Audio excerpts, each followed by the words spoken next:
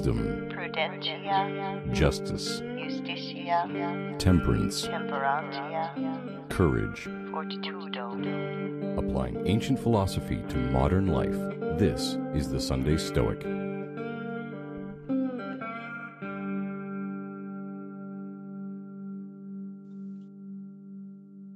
Welcome to the Sunday Stoic podcast. Today I'm joined by Donald Robertson. Donald, where are you coming to us from this week?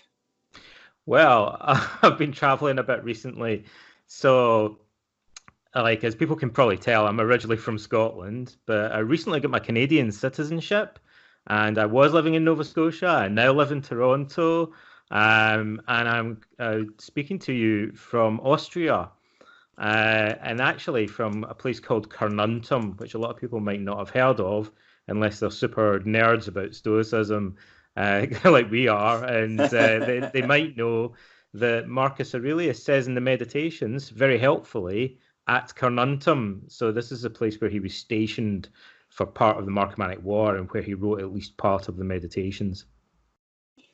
So is there anything there commemorating Marcus Aurelius?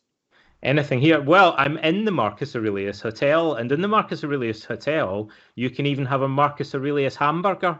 Wow. And a Marcus Aurelius steak.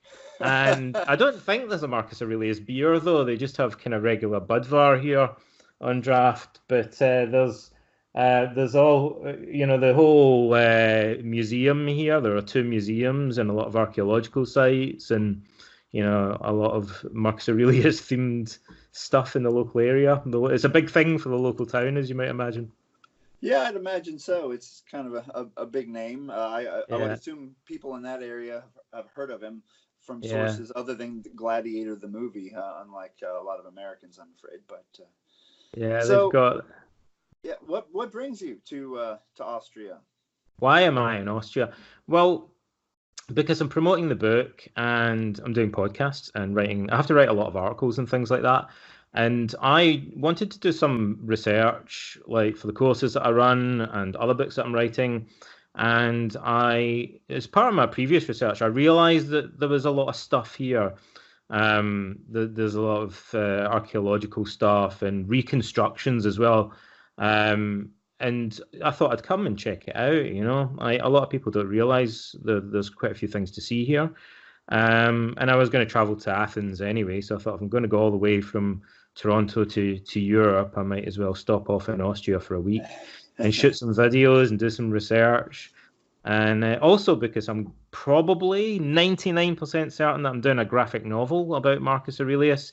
So I thought it might be useful to know what some of these things look like. Oh, yeah. You had some concepts, examples online. That's really right. Cool. Yeah. So your new book, How to Think Like a Roman Emperor, The Stoic Philosophy of Marcus Aurelius, correct? That's right, yeah. Now, quick question. Knowing a little bit of Roman history, I don't think I'd like to think like many of the emperors. No. There were some when I think of emperor, I think of tyrants. I think of a fat guy being fed grapes and doing nothing all day, maybe. Yeah. But I get the impression Marcus's life didn't really fit into those stereotypes. No, he was a bit different in that regard. Marcus is even the emperors that lived, during that he reigned alongside. So we also kind of tend to think of the emperor ruling solely, but actually Marcus for the first time ruled jointly. So he was acclaimed emperor pretty much alongside his adoptive brother, Lucius Verus. And they were emperors together side by side, although Marcus was kind of the senior emperor, as it were. And Lucius was more like your cliched, what's the expression? Kind of like a playboy almost, right? He drank a lot, he partied a lot, he loved the gladiatorial games, all the things that Marcus hated, really. So we were at the amphitheatres here, for example. There's two amphitheatres here. The Romans couldn't get enough of them. They've got two. And I was saying to the staff here that Marcus hated the amphitheatre. He thought it was really boring. He didn't like going. But his adoptive brother, loved it and couldn't get enough of it. He was kind of addicted to the chariot races, the gladiatorial games. And Marcus's son as well, Commodus, is, people, something they would get from watching the movie Gladiator is that Commodus was really into the amphitheater and gladiatorial games as well. So Marcus was more austere in his outlook, like a Stoic. He liked to live a simple life. He was more introverted and reflective. He was a bit of a workaholic. He took his role as emperor incredibly seriously, whereas other emperors like Commodus treated it more as an opportunity to live like a celebrity, I guess. That doesn't happen today, at least in those that have power. So that's a good thing. No, that would never happen today. Now, you kind of told us a bit about Marcus. So let's start just with his background. Who was this guy? I mean, he wasn't born an emperor. How did he get here? How did he get there? Who was this guy? Well, he came from a patrician family, like a noble family. And his family actually came from Spain originally, although Marcus was born at Rome. And the Emperor Hadrian was childless, and so he had to appoint a successor. And the first guy he appointed a successor, who apparently nobody really liked that much, died prematurely, so that got off to a bit of a false start. And then Hadrian really liked young Marcus. He was at court because Marcus's family knew Hadrian, and they were kind of distantly related. And Hadrian kind of was impressed by Marcus and wanted him to succeed him, but he thought he was too young. So he appointed another older man called Antoninus Pius to succeed him on agreement that Pius would have Marcus as his successor. So Hadrian really was responsible for appointing Marcus through this long-term succession arrangement whereby it would be Hadrian succeeded by Antoninus Pius, and then he would be succeeded by Marcus eventually decades later. So a bit of a complex succession there, but it paid off. Yeah, and he made a good choice. And Antoninus and Marcus had a lot in common.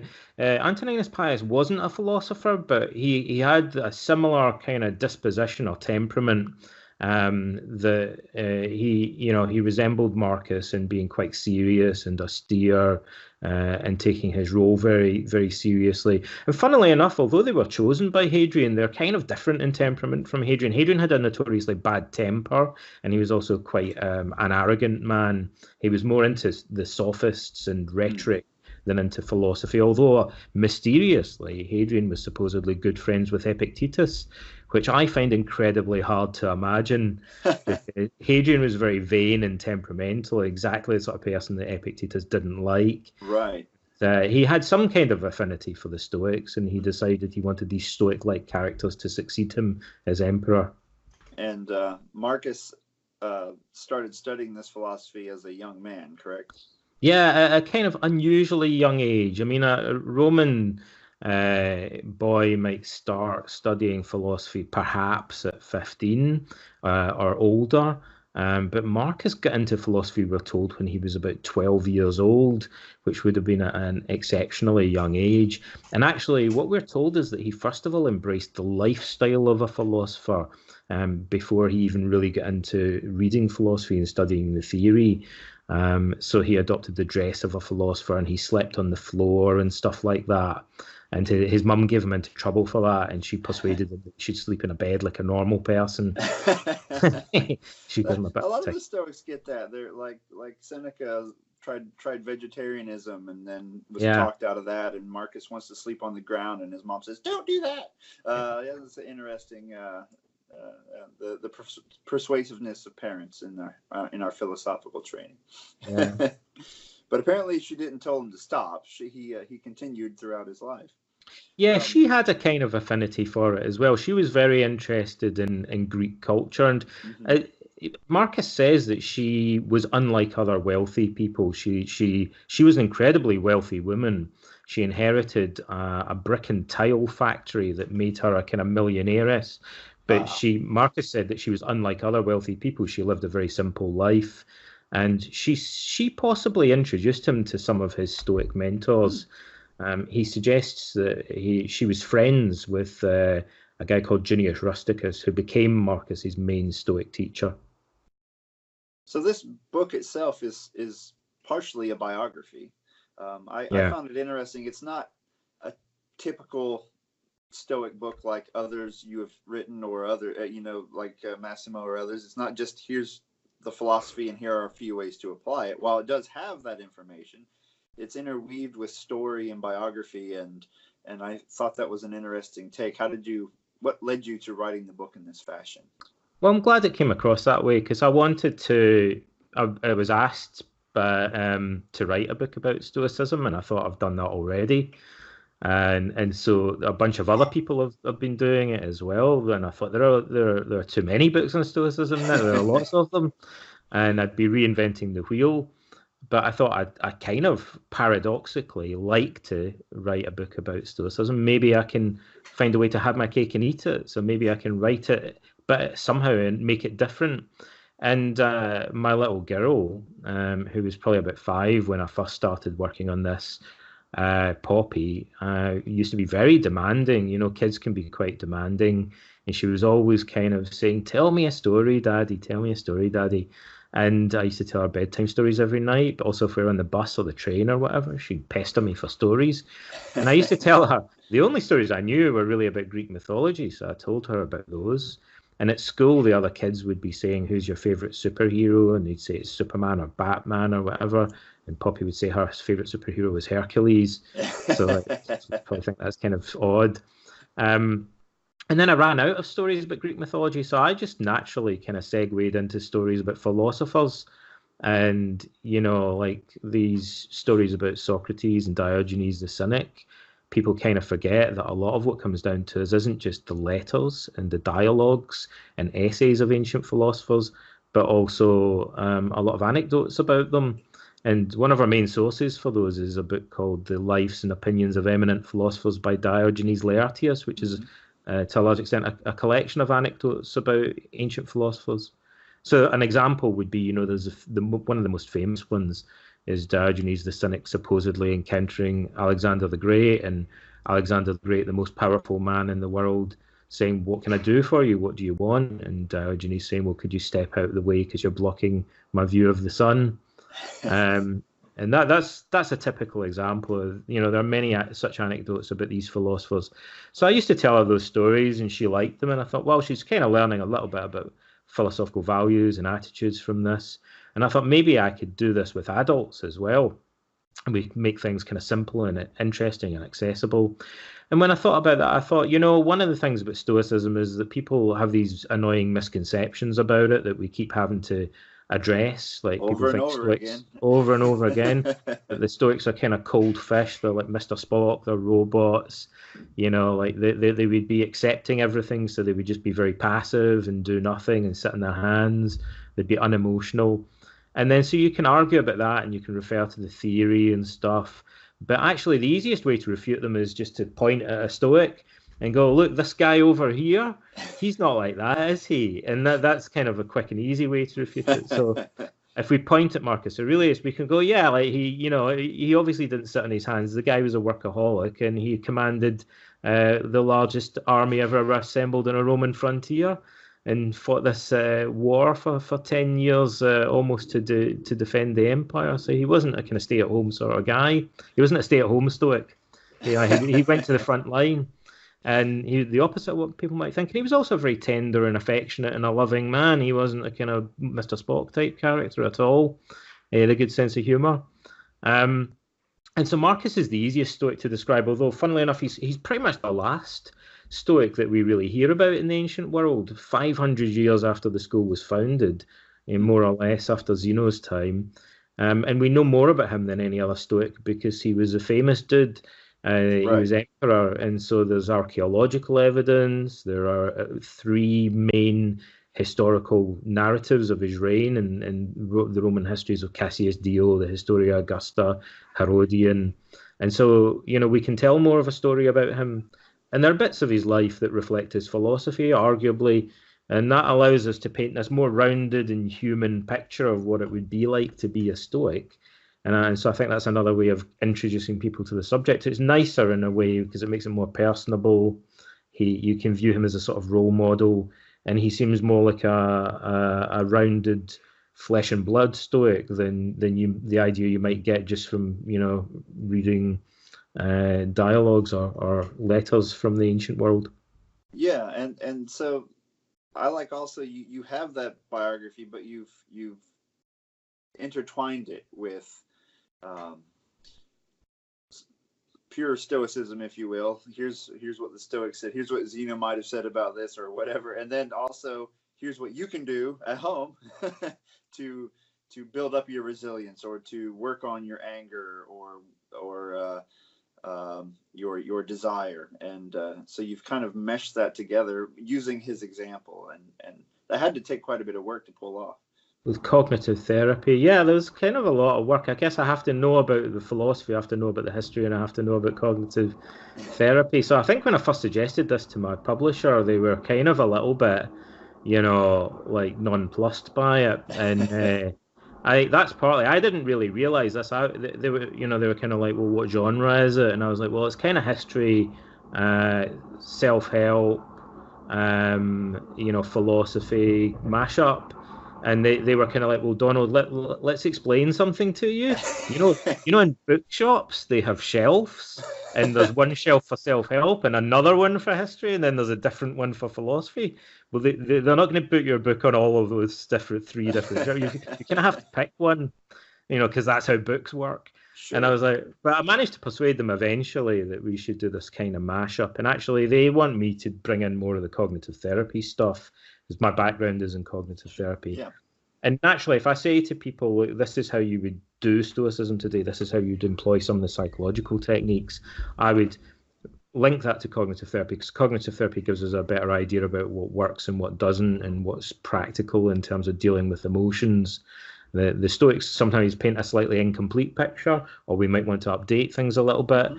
But there's a kind of lineage, there's a connection there, because cognitive therapy was originally inspired by Stoicism and derived from it in some respects. So it's kind of the modern incarnation of it to a small extent. And that's how we ended up with this kind of weird hybrid creature of a book. And when I look at it, I pick it up now and I look at this book, I'm kind of surprised it's not bigger than it. It seemed a lot bigger when I was writing it. But it's why fairly... don't you hold it up for the camera, because we are recording video here as well. You can see the lovely cover. Yeah. Further away, a little smaller. See, it's not as big as I thought it was going to be, but it's kind of pint-sized and fairly readable. But despite the fact it's less intimidating that way, that's fine. I'm used to biology books for class that are like the Bible glued to itself a couple of times. Yeah, so. I used to read all these philosophy books like Heidegger and stuff, and I think they were at least 600 pages long or something like that.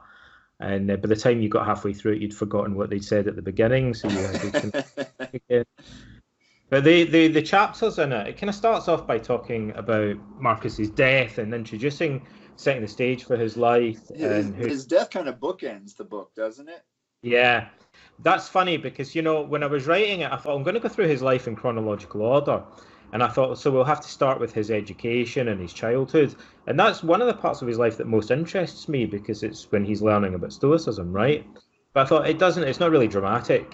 And I thought I want to really begin with something dramatic, and him going to school or whatever isn't really that exciting in that respect. It's not attention grabbing in the same way. So I had this great idea. I thought, let's start with him dying. That's dramatic, and it's quite Stoic, dealing with death and contemplating death. We'll go right in. The opening sentence is, the emperor is dying, and then I wrote that, and then I thought I can have him then go back, and we'll think about going through his life from his childhood onwards. We can do it that way, but then I thought, now I've got a problem, right? Because when I reach the end of this book, I've already done his death, so does it just kind of fizzle out or something? How do I end it? And I didn't really have an answer to that. Funnily enough, it was one of those ones where I thought, I'm going to just start writing it and hope that I suddenly have a brainwave and figure out, what I'm going to do in the last chapter, because otherwise I don't have an ending for this book. And then I realized the way to do it is to go back to his death. And the first chapter describes it more from an external perspective, kind of drawing more on the Roman histories and the events surrounding his death.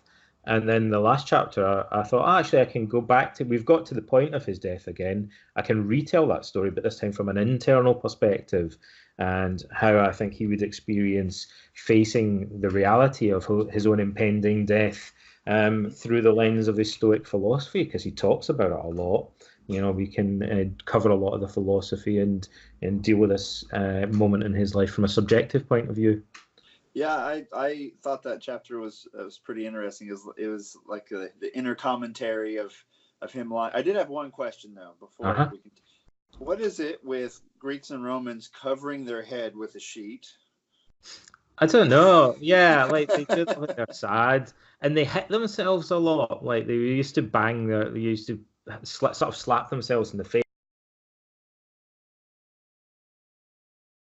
sheets over their head. Yeah, like if people express emotions in different ways in different cultures, over their head or hit themselves a lot when they're annoyed. Okay, I remember reading about that with Socrates. Pulling the sheet over his head and dying, and Marcus in your last chapter does a similar thing. But while he's doing that, while you're talking about the actual pain he's going through, it's him reminding himself of his philosophy and how he's practiced it, and he's even practicing it all the way up to the very last moment. Basically, it was interesting, and it'll be interesting to hear that chapter in the audiobook format, which I assume it's funny you should say that. Yeah. Oh, geez, I've just recorded the audiobook, and we had to do it in the space of a week. So that was a bit of a Stoic exercise in voluntary hardship. I was doing like 7 or 8 hour stints in the studio of Paw Patrol, by the way, and Toronto. They record the audio for the Paw Patrol cartoon. Yeah, so my little girl was quite impressed by that. But that was pretty draining. So we did all that audio. We did the last chapter first, actually, and I wanted it to sound like a guided meditation, right? So that when people listen to it, they'd be able to really kind of imagine, and when they were listening to the audiobook, what it would be like to think about things in this way. I wanted to turn it into more of a contemplative exercise. Right. Yeah, I think you'll probably, you've pulled that off. I believe it was well worth a read.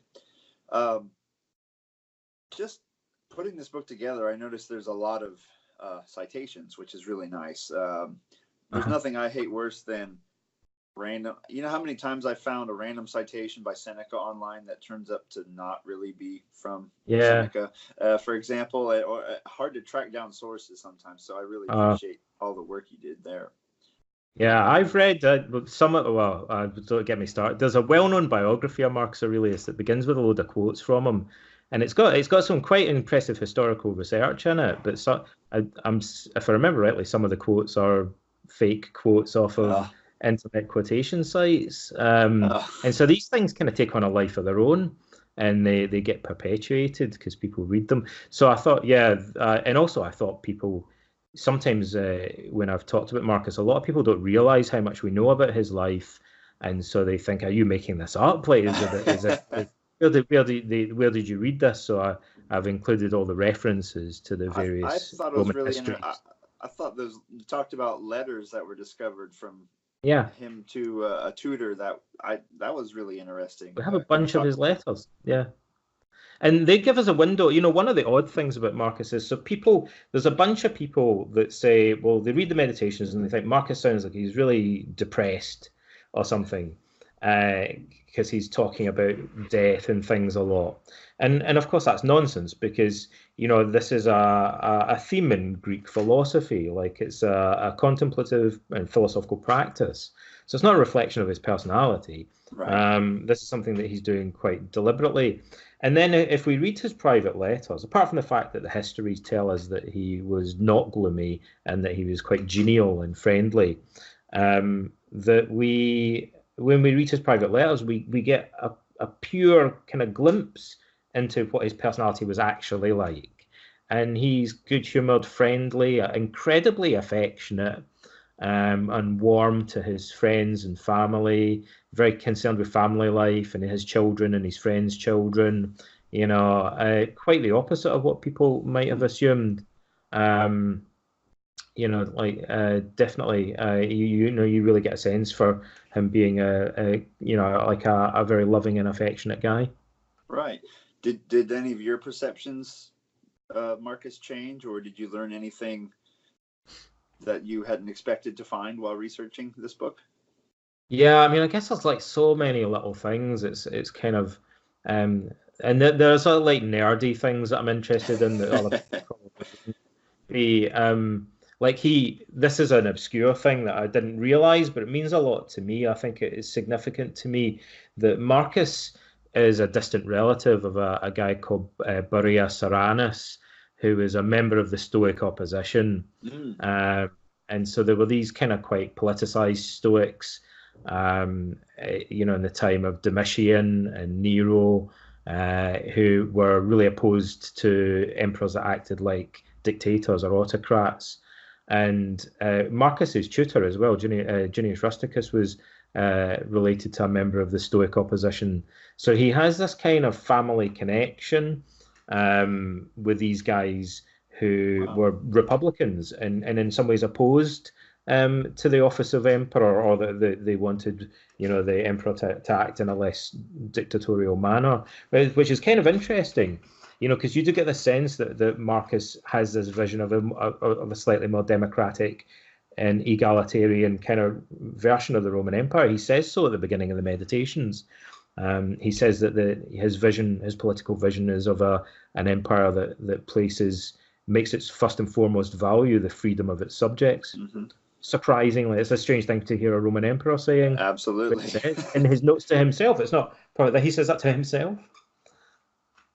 Yeah, I don't think his son followed up on that. So his son wasn't really interested in that. And I get asked a lot about Commodus as well. And the main thing I'd say about Commodus was, to cut a very long and very complicated historical story short, Commodus was actually appointed Caesar when he was about 5 years old. Wow. And so he was designated as Marcus's successor. And I don't think Marcus would have done that except for the fact that the plague and the Marcomannic wars probably frightened the Senate and made them think that there needed to be a succession in place. Because the thing that worried the Senate more than anything else was the possibility of a civil war, right, which Marcus actually faced at one point with another guy, with one of his generals. And so I think they thought there has to be a clear succession. And if you don't appoint your son as your successor, then you're always going to have this rival and waiting in the wings, and people are going to rally around him, like factions that are politically opposed to whoever you do designate. Gotcha. So we don't want to split the empire up. Sure. You kind of don't have any choice but to designate him as successor. And Marcus wasn't around a lot. Probably wasn't allowed. I think Commodus probably visited him at the military camps, but probably didn't spend that much time there. So I don't think Marcus had much opportunity to make sure that Commodus was a Stoic. He had to entrust his education to other people, and apparently he tried to appoint the best teachers that he could, but he turned out the way that he did. Well, we know how that works out. It didn't work out so well with well. Nero and Seneca, etc. So, yeah, I know I'm a little bit ashamed. When I first started this podcast, I had been reading Stoicism, and I thought it would be neat to have a Roman coin with Marcus Aurelius on it, and I found one that from a fairly decent dealer online, and I ordered it, and then I took a picture of it and I made it my podcast logo, and then I looked at it later and I'm pretty sure it's Commodus. Oh, maybe. Well, they look very similar, and it's strange. Here's a little bit of trivia for you. There was a rumor during his life that Commodus was actually the illegitimate son of a gladiator, right? Was one of the rumors. But the funny thing is, we can see from the statues that he's the dead spit of his dad. He looks just like Marcus Aurelius. Yeah, there's definitely a resemblance there. And also, here's another little bit of trivia. Usually when people depict Marcus Aurelius, they imagine that he had dark hair or brown hair, but we're told that Commodus had blonde hair. Really? And several Roman emperors did, actually. So given that they look so similar, it's quite possible that Marcus was blonde as well. Yeah, never would have thought of that. We don't know for sure, but certainly we're told Commodus was blonde. Well, that's it. So it would be okay to depict them that way would probably be more legitimate than the blonde, blue-eyed Jesus that I often see depicted here in Arkansas. Yeah. Now, what are some of the major topics in between the chapters on Marcus leaving this world, what are some of the major topics you tackle in this book? Apart from death, it's not. We should say it's not all death. It's not.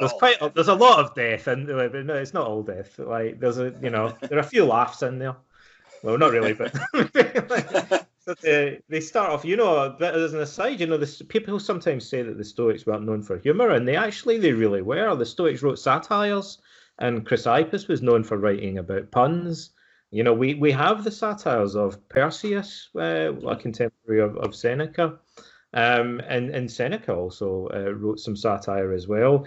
But one of my favourite stories about the Stoics is we're told, on dubious authority though, that we're told that Chrysippus died laughing at one of his own jokes about a donkey. About what? About a donkey. A donkey. A joke about a donkey, and it was so funny that he died laughing at it, we're told. So there's a Monty Python skit like that. Yeah, exactly. Yeah, like that Monty Python sketch. And it's a good job that it doesn't translate well, because it might that may explain why the Stoic school died off. New theory. The jokes were too good. Well, what's actually in the book is between the death. There's stuff about there's different chapters that are about different emotional problems, and so there's one about dealing with unhealthy desires and bad habits. There's one about anger management, which actually is one of Marcus's main concerns. And we know that he had problems with anger because he tells us at the beginning of the meditations that he struggled to control his anger. There's one about dealing with anxiety and worry. There's one about coping with pain and illness, which we know was also a problem for Marcus because he was notoriously frail and he had chest, stomach pains. He maybe suffered from chronic stomach ulcers. And another theme that kind of runs into some of the chapters is coping with loss and bereavement. So those are like the major topics that it covers, each kind of divided into a separate chapter. Well, it sounds like good things to work on if we're striving for arete or human excellence, right? Things we could work on to have a little better flow in our lives would be to conquer some of those issues.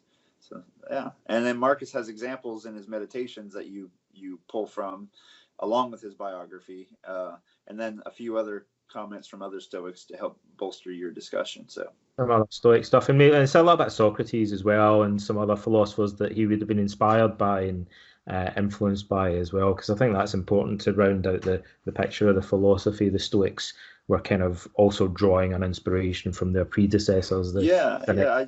I noticed. I just read the book about from A. Long about the Epictetus and how much he quotes Socrates, and then Marcus quotes a lot from Epictetus. So you can see this lineage. It's quite interesting. Yeah. I thought it would be interesting just to ask you, because one of the chapters early on is about, once again, Marcus's meditations, of course, and then his youth. And he names in the first chapter of the meditations a lot of these people who helped to either make him who he was or that he could model his own life after as role models. Could you speak to a few of those, but just also the importance of doing that ourselves, of having models to follow in our own lives?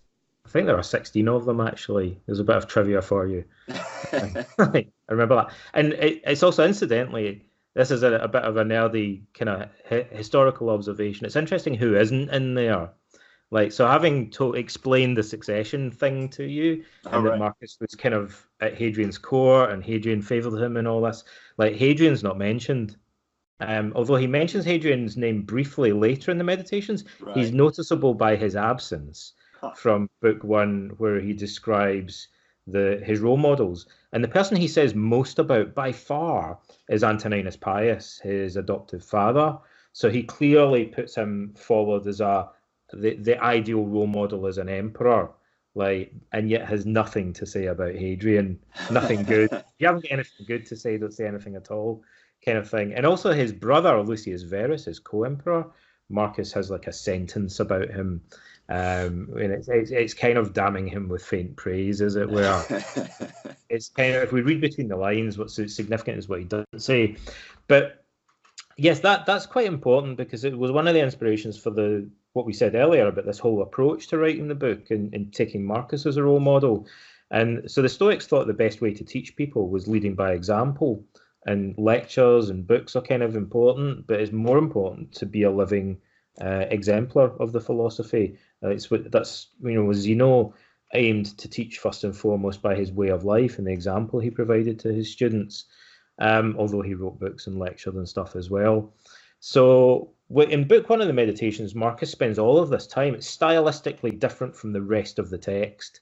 And Marcus just goes through one person after another, listing their virtues. It's exclusively his teachers and his family members that he talks about, interestingly.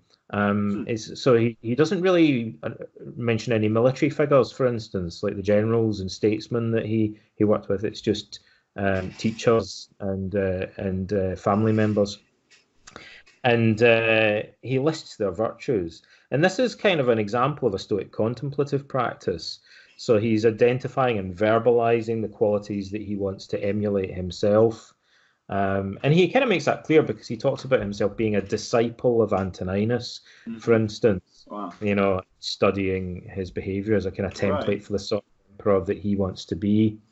And I mean, he's writing this, decades after at least 10, 15 years after Antoninus had died. Like, Marcus is still kind of very carefully listing and contemplating the traits that he wants to emulate from his predecessor.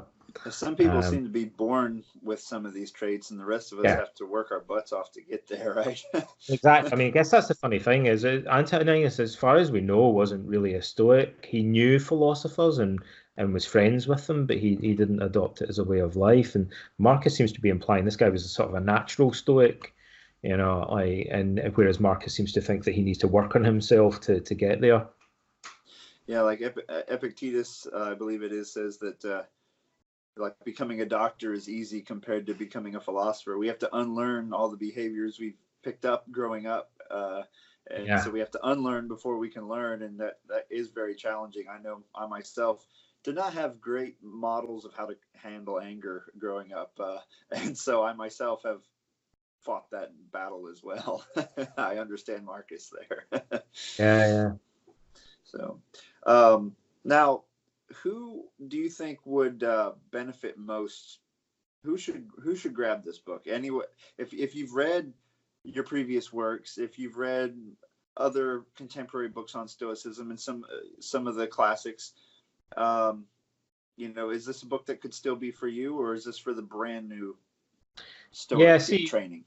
Well, obviously I'm going to be tempted to say everybody should buy a copy, buy two. But in all honesty, when I was writing it, I guess it was kind of a side effect of the way I approached it. Like, I wanted to make it an introduction, but because I'd already written one and there already were loads coming out, as I mentioned earlier, it needed to be like a radically different sort of introduction, a different approach to it. So I do think that people who are completely new to Stoicism, I was hopeful that people who are new to the subject would be able to read this book and treat it as their way into the subject, and that maybe even if they hadn't read the Meditations, it would be a good way to prepare them for reading that book. And actually, the early reviews that we've had from people, some of them are people who knew nothing about Stoicism and said that they found that they could relate to it and it was a good introduction. But also, I wanted to write it in such a way that through approaching it from a different angle, people who were into Stoicism already and had read some books about it might find that it was new. A lot of it was new to them, or kind of approaching things from a new perspective. So people maybe read the Meditations, but maybe didn't really know as much about Marcus's life or some of the historical context or even some of the philosophical context. So that might, I think that when people study the background, they get almost twice as much out of the Meditations. So I was hopeful that people that are already familiar with Stoicism might find that this gives it like a second wind, as it were, and a fresh perspective on things. I fall into that last camp. I've been poking around at this philosophy here for a couple years now, and I definitely got a lot out of the book so far. So I recommend it, even if you think, oh well, I've read the Meditation 7 times. Well, like I said, you did a lot of outside reading there. There's a lot of citations, a lot of information that I wouldn't have known to look for.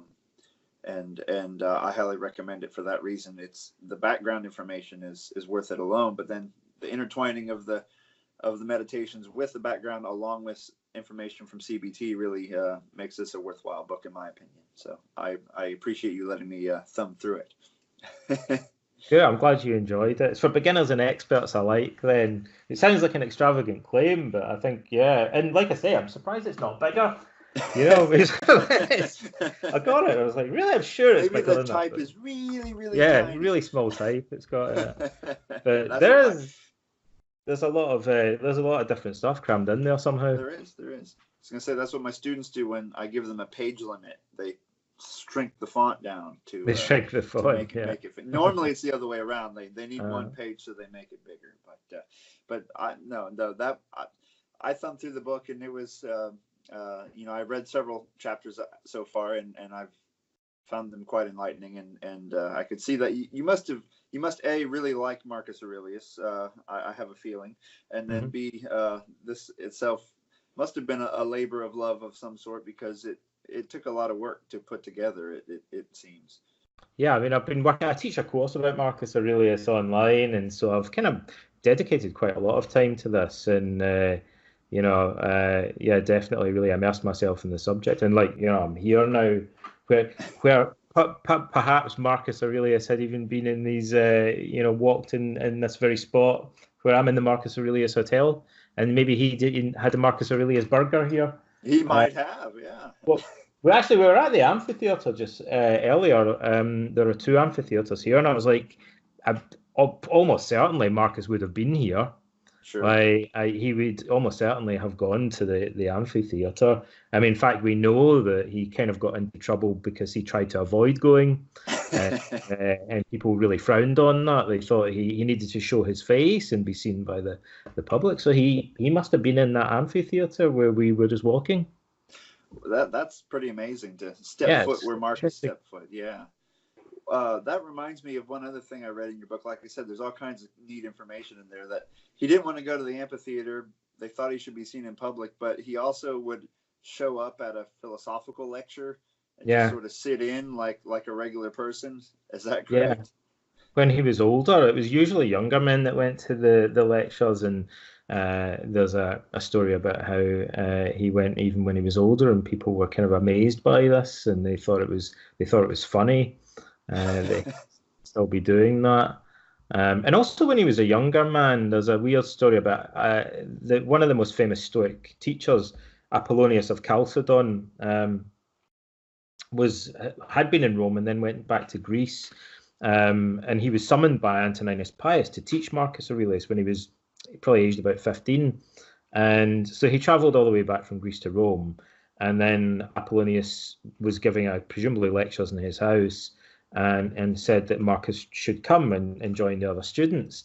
And Antoninus Pius was like, well, no, you should come and teach in the palace. And then Apollonius sort of dug his heels in and said, no, I can come and study along with all the other students. And Antoninus said, well, apparently it's easier for you to make the trip all the way from Greece back here than it is for you to get up and walk down the street. 5-minute walk to come and teach him. But he caved eventually, and it sounds like Marcus went and studied alongside other nobles or ordinary citizens, as it were, and this was seen as a slightly odd thing to do, but also the Stoic thing that they thought he should be alongside other ordinary students and not treated as a special case. Yeah, that's kind of powerful when you think about it. The emperor going out and participating in these. I wish more of our leaders would go out and participate in these sorts of discussions. Although we don't have a lot of those discussions, perhaps. The most philosophical conversations I've found myself in have been at the pub, I think, rather than at a...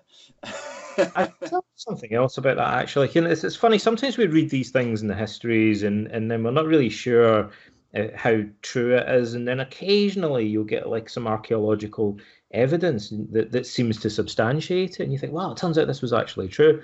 So we're told several times that Marcus would dress down, like dress like an ordinary citizen, and he didn't really like to wear imperial robes and things. And this is unusual. And you think, well, is this true? Is this just kind of propaganda or something like that? Like to make him seem more normal than he actually was, more of a regular guy than he actually was. But there's a statuette in the British Museum that's believed to come from Egypt, and it depicts him wearing like a shirt, like an ordinary, dressed as an ordinary citizen. So there's a basic piece of archaeological evidence that supports it, and apparently that's a very rare depiction of an emperor. So there's even an archaeological find that substantiates this idea that perhaps influenced by Stoicism, he thought, I'm not wearing all this purple attire, I'm just going to dress like a regular Joe. That'd be like wearing a T-shirt or something. That's right. That's right. It's the emperor in his PJs or something. Yeah. I thought that reminded me of something I read in your book, and then my mind was making connections as well. Is that this idea of the purple dye comes up several times throughout Stoicism, doesn't it? Its founding all the way up through Epictetus. I actually put a tweet on yesterday that I should have called my podcast the Purple Thread Podcast. Then maybe people would be into sewing, would accidentally listen, and I could grow my audience that way. And then Marcus talks about, well, you can elucidate, but I think like dyeing your soul or dyeing your mind or something rather than your robe. Could you talk about that a little bit? I think that's probably a metaphor that goes all the way back to Zeno, the founder of Stoicism, because there are these, Zeno, like the Phoenician people were dye merchants, and they traded this extremely difficult to make and expensive purple dye, sometimes called imperial purple. And it was made from a shellfish that had to be kind of fermented and, painstakingly extracted this dye by hand. It took a long time to manufacture, even a small quantity of it. And the story goes that Zeno was in a shipwreck, and so the dye just all went back in the ocean and dissolved, and his whole fortunes, basically, dissolved back where it came from. I can picture this big purple blob in the ocean as the ship goes down. According to one story, anyway. And then he went to the Delphic Oracle, like all these good ancient Greek stories, and she said, you should dye your mind with the color of dead men, which seemed like a kind of strange piece of advice to him. And he realized that what she meant eventually, he realized that he had to study the philosophy of philosophers from previous generations, such as Socrates, presumably, and kind of dye his mind, like really absorb their teachings at a deeper level, rather than, and it's an interesting kind of idea, like Marcus seems to refer to that, this idea that the Stoics have that, like this, we talked earlier about the contrast between, we didn't talk earlier about the contrast between rhetoric and philosophy that's really central to Socrates, but it was a big thing for Marcus as well. So rhetoric in the ancient world, or sophistry, was about creating an appearance of virtue or wisdom, whereas the philosophers thought, no, it's more about, the reality of gaining wisdom and the truth. And so dyeing your clothes purple would make you appear regal. But to become truly regal, like paradoxically, you might embrace poverty and renounce wealth. Like, who's more regal, Alexander the Great or Diogenes the Cynic, who lived in a barrel and went around naked and had nothing? So the Stoics would say, well, Diogenes was more regal because he had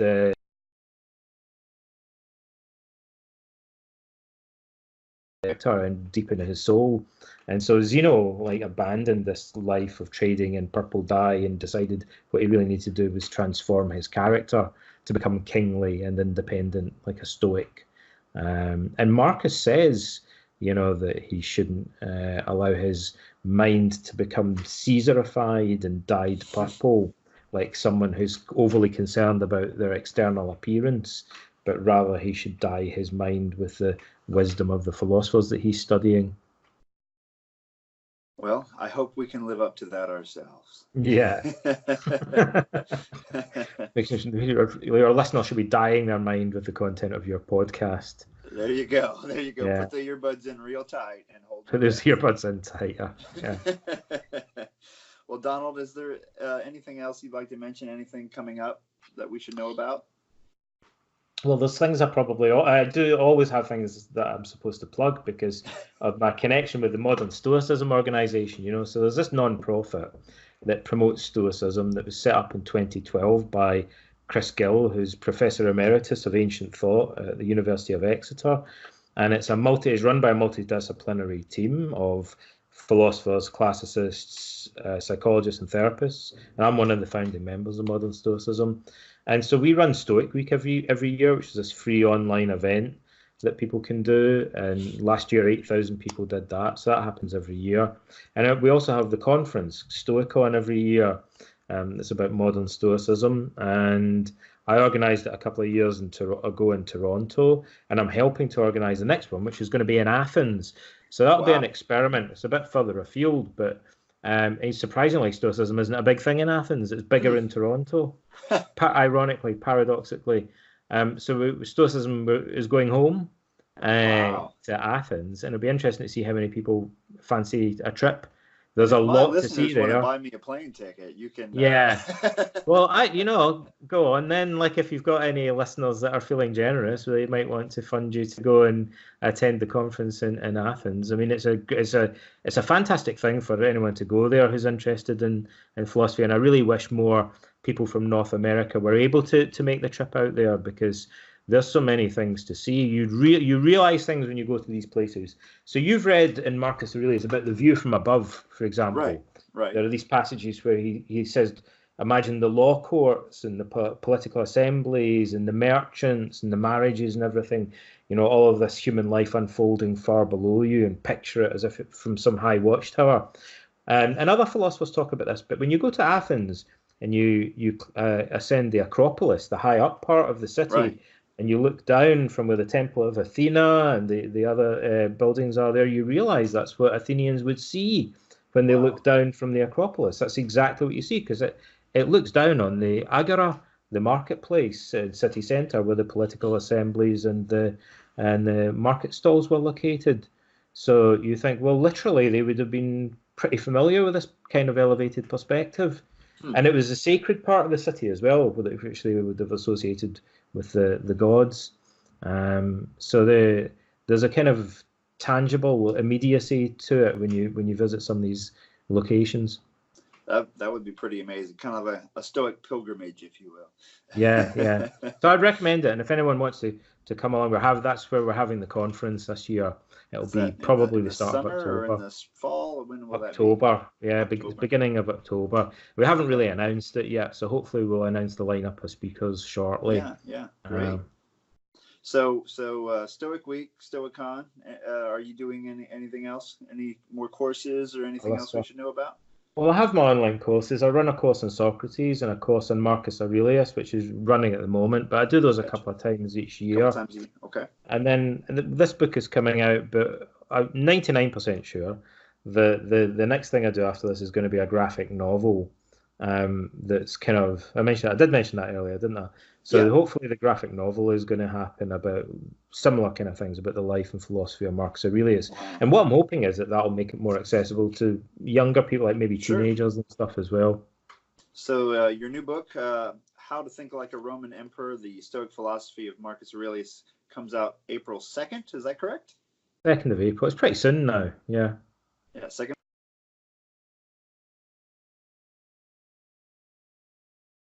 So yeah. And if they want to know more about you and what you do, where should they go? You can go to my website, which is just my name. It's just donaldrobertson.name, so not .com but .name, and my e-learning site, which has got kind of like a bunch of free courses on it and downloads and stuff as well, and some ebooks and things, is just learn.donaldrobertson.name. And if anyone wants to know about Modern Stoicism, the non-profit organization, that's just modernstoicism.com.